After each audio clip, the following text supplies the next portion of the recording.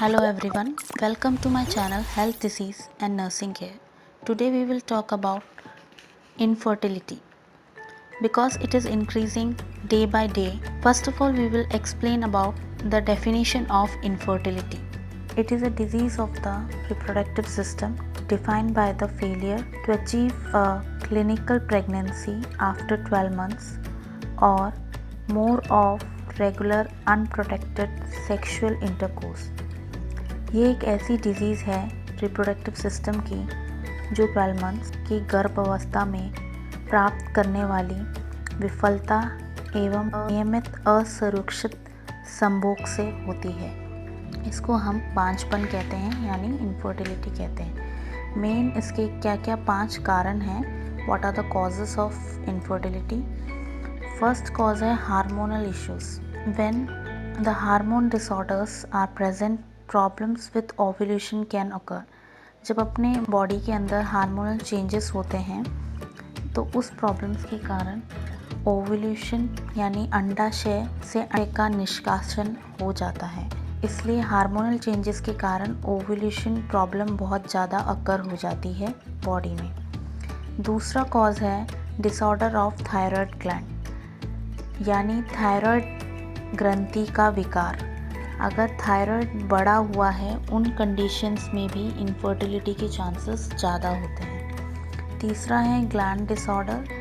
These hormonal disorder में include polycystic ovarian syndrome. Gland disorder के कारण जब हार्मोनल डिसऑर्डर्स अपनी बॉडी के अंदर होने लगते हैं तो पीसीओडी के चांसेस भी ज़्यादा रहते हैं, जिसके कारण प्रेगनेंसी नहीं हो पाती, उसमें भी इनफर्टिलिटी के चांसेस हो जाते हैं। नेक्स्ट है fourth structural issue. Structural issue means benign growth such as polyps, fibroids in the uterus, blocked fallopian tubes, abnormal anatomy of the cervix और यूट्रस। स्ट्रक्चरल इश्यूज मतलब यूट्रस के अंदर कोई भी कैंसर सेल्स का हो जाना, यानी पॉलिप्स और फिब्रॉइड्स जो यूट्रस के अंदर कोई भी कैंसर सेल्स होने के कारण कोई सूजन या स्वेलिंग हो जाना, उसके थ्रू भी प्रॉपरली ओवम नहीं बन पाना, उसके थ्रू भी इनफर्टिलिटी के चांसेस हो सकते हैं। नेक्स्ट है diminished ovarian reserve. Diminished ovarian reserve के अंदर चेंजेस इन एग क्वालिटी और quantity can effect fertility. Egg की क्वालिटी या क्वांटिटी भी इफ़ेक्ट करती है अपनी फर्टिलिटी को, तो उसके कारण भी इनफर्टिलिटी के चांसेस ज़्यादा अकर होते हैं। नेक्स्ट है कौन कौन से ऐसे रिस्क फैक्टर्स हैं जो इनफर्टिलिटी को कॉज करते हैं। पहला है age. Women fertility declines with age, especially in the mids 30s। दूसरा है टबैको यूज़, बहुत ज़्यादा टबैको का यूज़ करना, तंबाकू। तीसरा अल्कोहल का बहुत ज़्यादा यूज़ करना।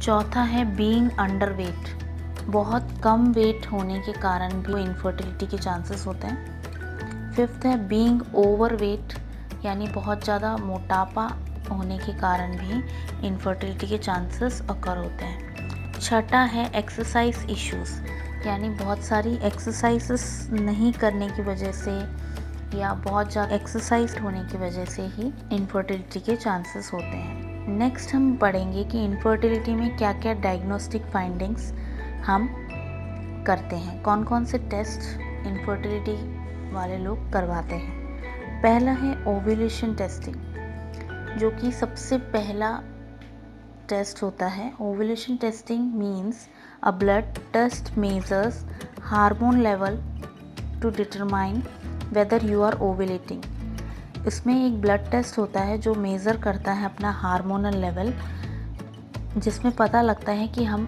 प्रॉपरली ओव्यूलेट कर रहे हैं नहीं कर रहे हैं। दूसरा है हिस्ट्रोस्कैल्पिंजोग्राफी यानी HSG। HSG के अंदर evaluate the condition of your uterus and fallopian tube और द ब्लॉकेज और any other problem.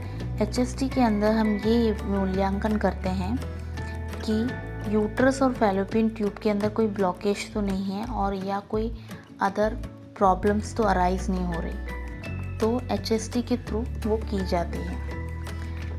Next diagnostic finding है वो ओवेरियन रिजर्व टेस्टिंग है।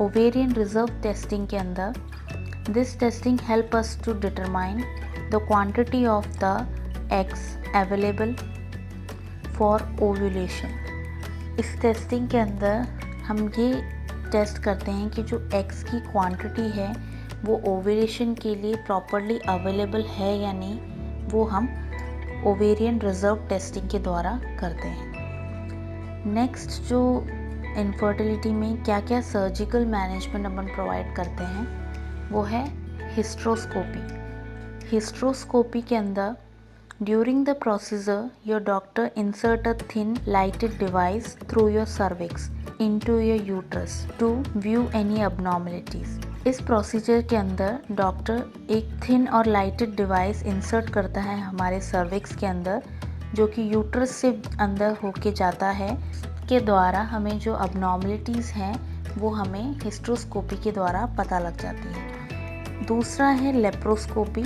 जो हम सर्जिकल मैनेजमेंट करते हैं इनफर्टिलिटी के अंदर। A small insertion beneath your umbilical and inserting a thin viewing device to examine your fallopian tube, ovarian and uterus. Laparoscopy में एक स्मॉल इंसेशन किया जाता है, यानी दूरबीन की जो जांच होती है वो अपने एम्ब्लाइकस एरिया के नीचे किया जाता है और उसके अंदर हम फैलोपियन ट्यूब्स या ओवरी या यूट्रस में कोई भी प्रॉब्लम है उसको एग्जामिन करने के लिए हम लेप्रोस्कोपी करते हैं। नेक्स्ट है क्या ट्रीटमेंट होता है इनफर्टिलिटी में। पहला है stimulating ovulation with fertility drugs. जो ओव्यूलेशन को उत्तेजित करता है वो ड्रग्स हम प्रोवाइड करते हैं फर्टिलिटी को इंक्रीज करने के लिए।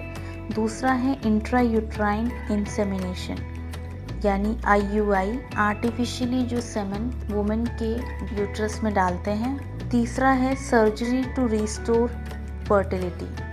फर्टिलिटी को रिस्टोर करने के लिए हम सर्जरी प्रोवाइड कराते हैं। आई होप आपको ये वीडियो पसंद आया होगा, तो प्लीज़ लाइक एंड शेयर।